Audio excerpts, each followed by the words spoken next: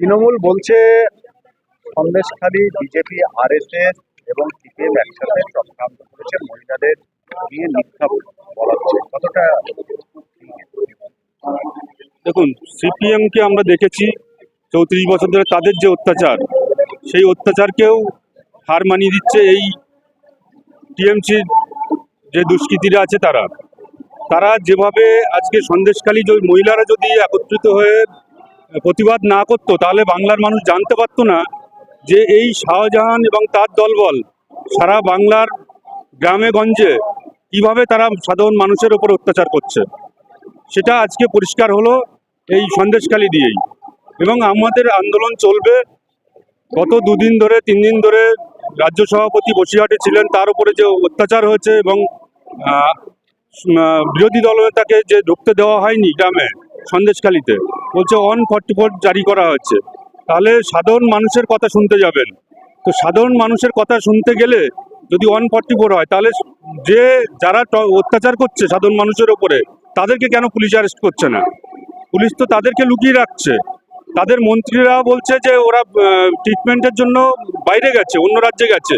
তাহলে নিশ্চয়ই তারা জানে, মন্ত্রী বা এমএলএ তারা জানে, তাহলে জানে শুনেও তারা কেন অ্যারেস্ট করছে না?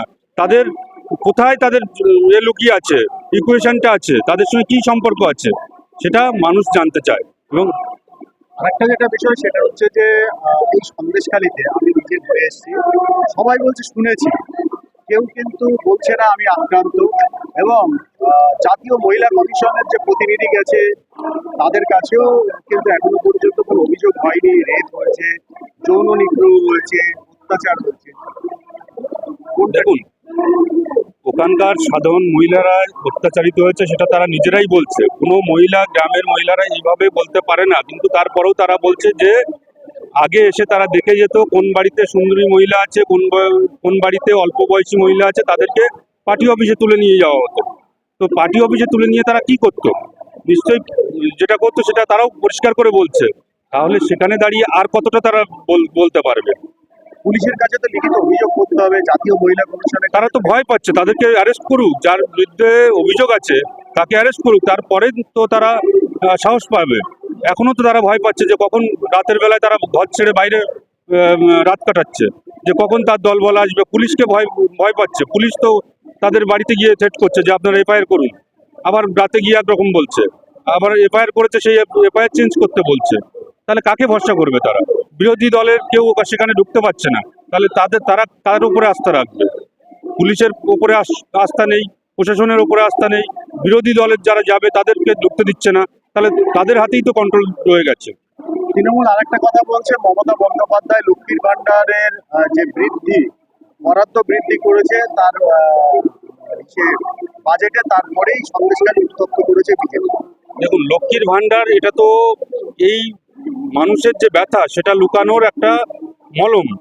অর্থাৎ টাকা দিচ্ছি, তুমি ভুলে যাও তোমার সঙ্গে যা ঘটেছে।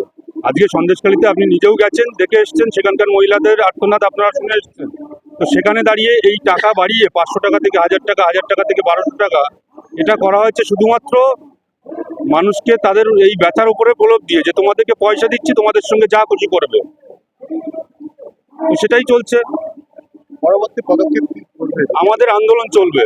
ভারতীয় জনতা পার্টি যতক্ষণ পর্যন্ত শাহজাহান অ্যারেস্ট না হচ্ছে এবং সন্দেশখালীর মহিলারা সুবিচার না পাচ্ছে, ততক্ষণ পর্যন্ত আমরা লড়াই করব।